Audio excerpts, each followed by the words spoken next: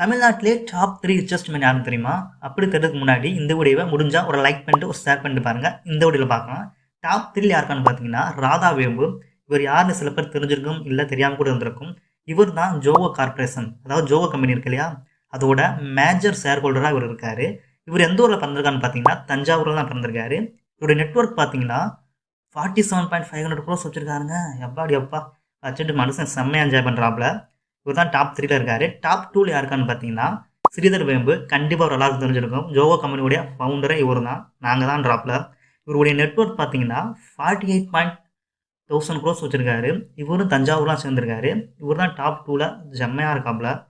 Top 3ல top ஃபர்ஸ்ட்ல யாருக்கான்னு பார்த்தீங்கன்னா சிவன் ஆடார். இவர் யாருன்னு கண்டிப்பாக தெரிஞ்சிருக்கும். ஹெச்சிஎலோட டெக்னாலஜி நாம தான் ட்ராப்பில்.